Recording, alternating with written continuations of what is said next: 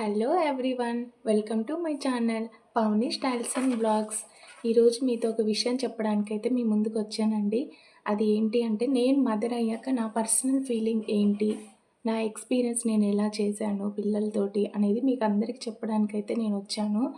అందరూ నాలాగే థింక్ చేయాలని నేను చెప్పట్లేదండి. నా ఎక్స్పీరియన్స్ నా ఫ్యామిలీ అయిన మీ అందరితో చెప్పడానికైతే నేను వచ్చాను. ఫస్ట్ ఆఫ్ ఆల్, పేరెంట్స్ కంటే కిడ్స్కి అందరికీ హ్యాపీ చిల్డ్రన్స్ డే అండి.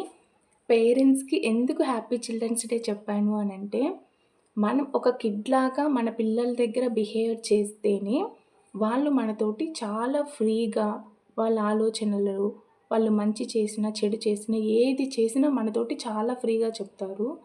లేదు, మనం పిల్లల ఏజ్‌కి తగ్గట్టు మనం థింక్ చేయకుండా, మనం ఒక పేరెంట్ లాగా చాలా స్ట్రిక్ట్‌గా ఉండే పేరెంట్ లాగా మనం బిహేవ్ చేశాము అనంటే, మన కిడ్స్ మన దగ్గర ఏది చెప్పరు. చాలా వరకు దాచిపెడతారు. ఇప్పుడు దాచిపెట్టే పిల్లలు పెద్దయ్యాక ఏదైనా చేయడానికి వాళ్ళకి ఫస్ట్ నేను చెప్పాలనుకుంటున్న విషయం ఏంటంటే, మన ఇల్లే ఫస్ట్ స్కూలు. ఒక పేరెంటే అంటే ఒక మదరే వాళ్ళ ఫస్ట్ టీచర్ అండి. మనల్ని చూసే మన పిల్లలు పెరుగుతారు. ఓకే. ఇందాక నేను అన్నట్టు ఒక మదరే ఒక ఫస్ట్ టీచర్ అన్నాను కదా! అది కంపల్సరీ, అది 100% అది రియల్ అండి.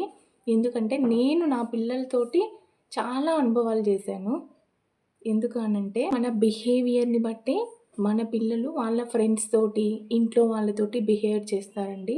అందుకు ఇంట్లో చాలా వరకు చాలా ప్లెజెంట్‌గా ఉండే వాతావరణాన్ని పిల్లలకి ఇవ్వడానికి ట్రై చేయండి.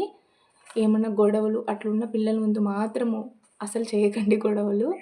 పిల్లలకి మనం ఎంత కూల్‌గా, నీట్‌గా చెప్పాము అనేది అర్థమవుతుంది. నెక్స్ట్ ఇంకొక మోస్ట్ ఇంపార్టెంట్ అయిన విషయం ఏంటంటే, మనం పిల్లల ఎగ్జామ్స్ కానీ, వాళ్ళకు చదివిచ్చే విషయంలో కానీ, పేరెంట్స్ అనేవాళ్ళు ఒక 1 అవర్, డైలీ ఒక 1 అవర్ అన్నా వాళ్ళతోటి టైం స్పెండ్ చేయాలండి. చదివిచ్చాలి అనంటే మాత్రము. ట్యూషన్స్‌కి పంపిస్తే ఒక 10 మెంబర్స్‌లో టీచర్ చెప్పేది వేరుంటది. ఇంట్లో మన పిల్లలకి మనం కేర్ చేసి చెప్పేదైతే వేరుంటదండి. మన పిల్లల కోసం మనం 1 అవర్ టైం స్పెండ్ చేయనప్పుడు వాళ్ళు అంత నీట్‌గా ఎలా చదువుతారు అనేది నాకైతే డౌటే. లేదు, జాబ్ పర్సన్స్ వాళ్ళు ఉన్నారు అనంటే ట్యూషన్‌కి పంపించిన ఒక హాఫ్ అన్ అవర్ అయినా వాళ్ళని మాత్రం పట్టించుకోండి ఎడ్యుకేషన్ విషయంలో. వాళ్ళ ఎగ్జామ్స్ ఉన్నాయి అనంటే మీకు టైం కల్పించుకొని అయినా వాళ్ళ ఎగ్జామ్‌కి ఒక 10 డేస్ ముందు నుంచే ప్రిపేర్ చేయడానికి ట్రై చేయండి.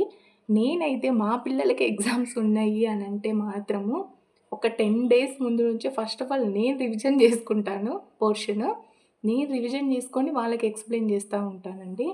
వాళ్ళ ఎగ్జామ్స్‌ని నా ఎగ్జామ్స్ అన్నట్లు నేను ఫీల్ అయిపోతుంటాను. వాళ్ళ హాలిడేస్ అంటే నాకు హాలిడేస్ అవన్నీ. అంత క్లోజ్‌గా ఉంటాను నేనైతే నా పిల్లలతోటి. ఇంకొకటండి, మనం పిల్లలతోటి చాలా స్ట్రిక్ట్‌గా ఉన్నామంటే వాళ్ళ మనసులో ఉండే విషయాలు ఏవి మనతోటి చెప్పరు. మనం వాళ్ళు ఎలా బిహేవ్ చేస్తారో వాళ్ళలాగే మనం బిహేవ్ చేశామంటే మనతోటి చాలా ఫ్రీగా, ఫ్రెండ్లీగా ఉంటారు. ఇప్పటి పిల్లలకి అది చాలా దొరకట్లేదండి. చాలా స్ట్రిక్ట్‌గా ఉంటున్నారు. లేదు అనంటే బిజీ, వర్క్ వల్ల చాలా బిజీగా ఉంటున్నారు పేరెంట్స్. ట్యూషన్స్‌కి లేకపోతే స్కూల్లోనే ఈవినింగ్ వరకు ఉంచడము అలా చేస్తున్నారండి. ఇదైతే నా విషయంలో కరెక్ట్ కాదని నా ఆలోచన. లేదు, మీకంత టైం లేదు, బిహేవియర్‌లో ఏదైనా తప్పు చేస్తున్నప్పుడు గానీ, మార్క్స్ తక్కువొచ్చినప్పుడు గానీ, వేరే పిల్లలతోటి మాత్రం అస్సలు కంపారిజన్ చేయకండి.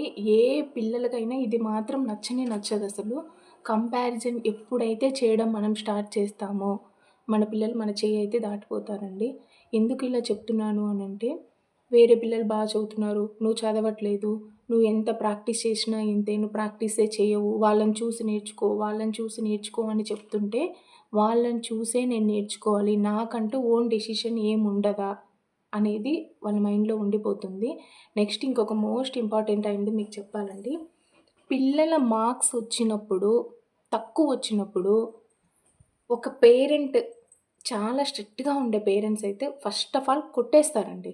కొట్టడం గానీ, అరవడం గానీ ఇలా జేస్తారు. ఎప్పుడైతే ఒక పేరెంట్ కొట్టకుండా, అరవకుండా వాళ్ళ మార్క్స్ కార్డ్ తీసి, చాలా కూల్‌గా దేంట్లో తక్కువొచ్చినాయి అనేది మీరు ఐడెంటిఫై చేసి, నెక్స్ట్ వాళ్ళు చదువుతున్నప్పుడు మీరు కూర్చొని వాళ్ళ దగ్గర కంపల్సరీ మీరైతే కూర్చోవాలండి పేరెంట్స్. ఎవరో ఒకరు కూర్చోవాలి. మీరు కూర్చొని ఏ సబ్జెక్ట్‌లో తక్కువొచ్చాయి అనేది చూసి, దాన్ని మీరు బాగా ఇంక్రీజ్ చేయగలిగితే ఆ సబ్జెక్ట్‌ని నెక్స్ట్ టైమ్ అది రాదండి. మీరు వాళ్ళతోటి టైమ్ స్పెండ్ చేయకుండా, వాళ్ళే చదువుకొని, వాళ్ళే ఎగ్జామ్ రాసి, తక్కువొచ్చాయి అన్నప్పుడు మనం ఇన్వాల్వ్‌మెంట్ ఉంటే, వాళ్ళు చదివేప్పుడు గదా! మన సపోర్ట్ వాళ్ళకుండాలి.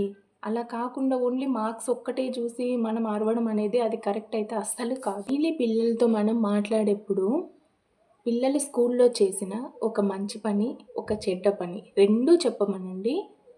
2 చెప్పేంత స్వేచ్ఛ ఫస్ట్ ఆఫ్ ఆల్ మనం ఇవ్వాలి పిల్లలకి. వాళ్ళు చేసిన మంచి పని చెప్పినప్పుడు వాళ్ళని ఎంకరేజ్ చేయండి. చెడు పని చేసినప్పుడు అది తప్పు, అలా చేయకూడదు నాన్న అని చెప్పి నెక్స్ట్ టైమ్ అది రిపీట్ కాకుండా ఉండాలి అంటే తగిన జాగ్రత్తలు మనం చెప్పాలి వాళ్ళకి. అప్పుడు వాళ్ళు నెక్స్ట్ టైమ్ అది రిపీట్ చేయరు. నా దృష్టిలో అయితే పిల్లల్ని భయంతో పెంచే కంటే చాలా ఫ్రీగా, ఫ్రెండ్లీగా పెంచడంలోనే చాలా హ్యాపీ అండి. అలా పెంచితేనే మనతోటి వాళ్ళు చాలా కూల్‌గా మాట్లాడతారు. మనం ఉండే బిహేవియర్‌ని బట్టే వాళ్ళ బిహేవియర్ అనేది. ఓకే. Bye friends. మీకు ఈ వీడియో నచ్చినట్లయితే సబ్స్క్రైబ్ చేయండి, లైక్ చేయండి, షేర్ అండ్ కామెంట్ చేయండి. Bye friends.